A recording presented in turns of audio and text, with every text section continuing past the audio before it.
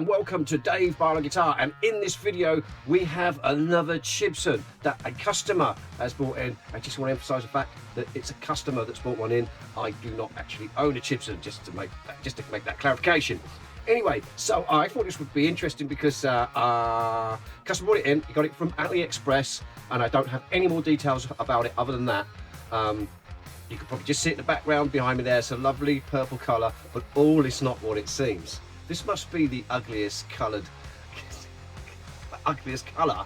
guitar that I've ever seen. But anyway, it's going to be fun. It's going to be action-packed, and we're going to have a look at it in a lot more detail. So let's crack on. So this guitar, yeah, you think, well, I don't know what you're on about, Dave. It's a lovely colour. Yeah, I actually like purple. Purple's all right. Then you see this. I'm not sure how that works for me. Brother, what's that? But it's a strange one, for sure. Very strange. But anyway, it is a Chipson, and it's got all the usual Chipson traits that you'd expect. Anyway, the customer has sent it to me for some upgrades. I believe I'm just changing the pickups at the moment, but let's pull it apart, have a look, and we're doing a setup too, so we'll have a look at those frets, see what's going on there. This is not going to be a long-winded video. I'm not going to go into loads of different sounds and stuff like that. I'm just going to show you, these videos are really, just to let you know what to expect when you buy a Chipson guitar. One thing I'm going to reveal about Chipson guitars, which I think most people miss, but I'll tell you about that later on in the video, because I want you to watch the video. Don't fast forward it. Anyway, so here we go. Let's get it on a bench. Let's start taking it apart, see what's going on. Right, let's have a look at the detail. So yeah, it's kind of color. Well, that's the color. Obviously, the color. I don't know what to say really. The purple's okay though. It's very unusual. So let's start at the top. So we got the usual Gibson logo, the custom. This is obviously Les Paul custom copy. Rip off Grovers. The binding looks okay actually. The frets are a little bit all over the shop, but we'll look at that in a bit more detail when I've got strings off and everything else. It's got the usual pickups, which are basically underwound with a very strong magnet on them to bump the power back up. They basically howl like a pig and sound like crap, but you have to take my word for it because I'm not going to play it with these. Everything else looks okay. There's a few, at the usual things you might see with the paint job, but you get what you pay for, I suppose. I'm not a big aesthetics person, but I don't worry too much about stuff like this myself personally. But other than that, it's a good copy. There's a slight flame. I don't know whether you can see it or not. It's very slight. You can only see it when you kind of get. You probably can't even see it on this camera actually, but there is a slight flame there. Ebony board, or supposed to be. Couple of little sharp frets here and there. Nothing unusual. Nut. I don't know. What is that? It's a plastic nut. Yeah. So that's the detail. Let's have a look at the back, shall we? This pinky kind of reddy sort of colour. Again, not a bad job really.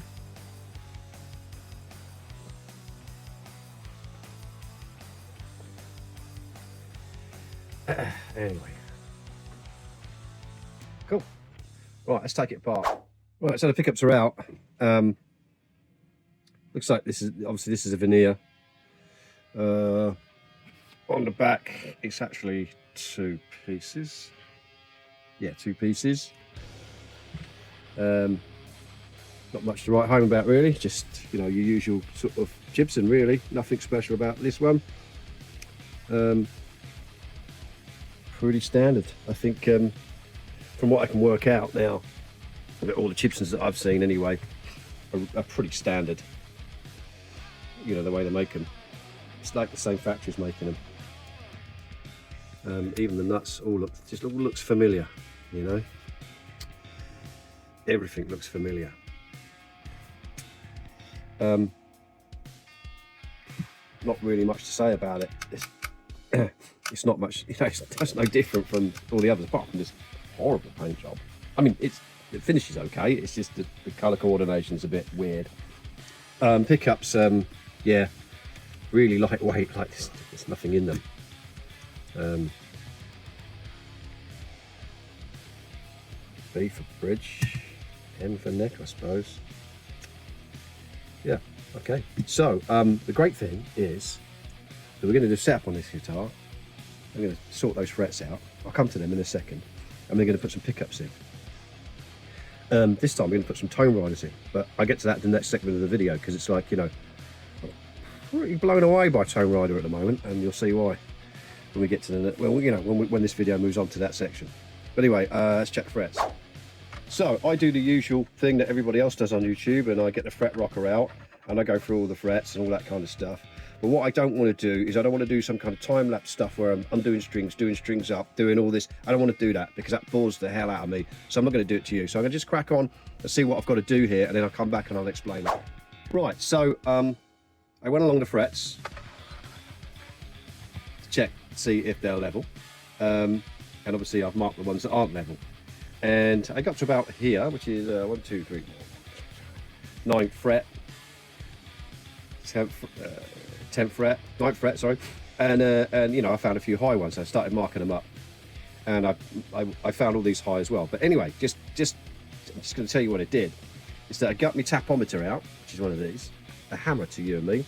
I call them a tapometer, and basically I tapped down these frets just to see if they would tap down, and which they did. They all tapped down. All these frets here were like all over the place, and I've tapped them down very carefully. And now they're all flush, and I've checked it with, you know, with the fret tool. Also gone along this way. There's loads of ways of using this fret tool, but we won't get into that today. And they're all flat, which is great. So somewhere along the line, these have popped out. Now, chances are they might pop out again. So what I do to check that they're not going to do that before I string the whole thing up is I get the old truss rod out, the truss rod Allen key. And we give the nut a bit of a tweak backwards and forwards, tighten it up a little bit, loosen it up a little bit, do it backwards and forwards a few times. And then what I'm going to do, I'm going to go super tight on this one, and then loosen it off again, and then I'll get the neck so it's straight, and then I'll check them frets again.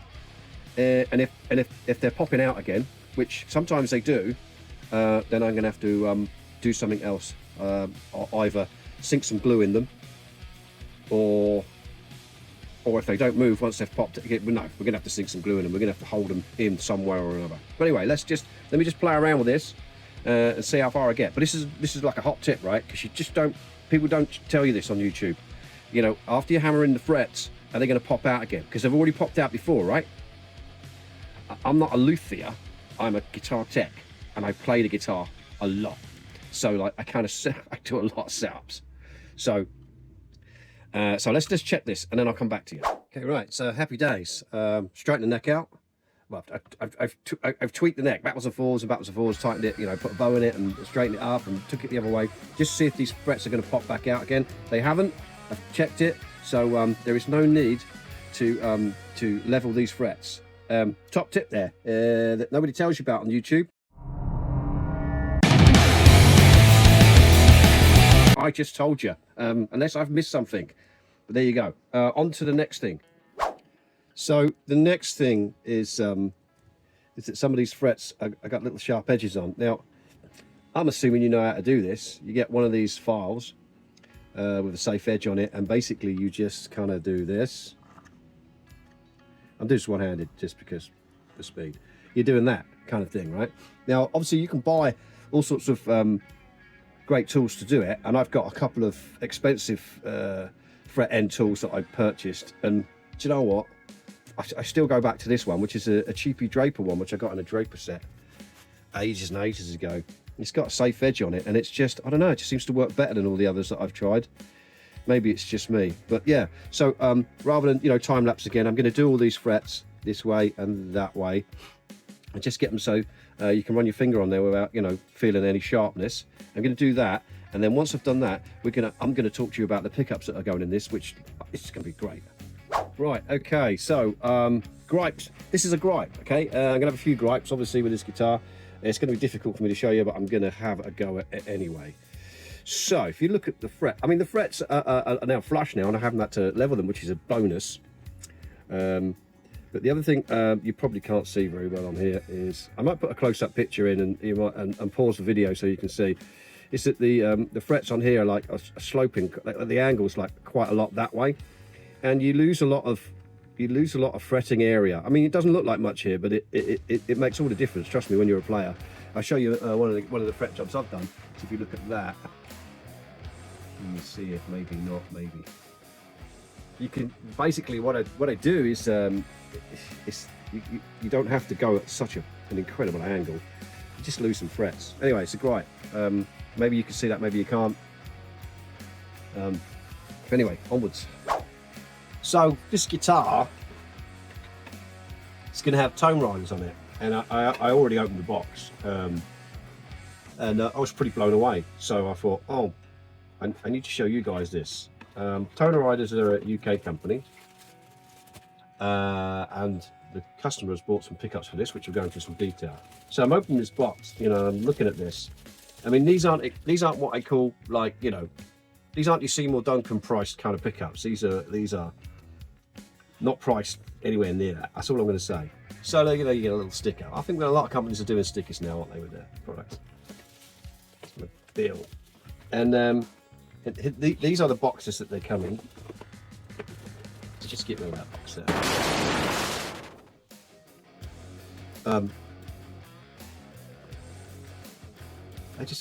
I like attention to detail.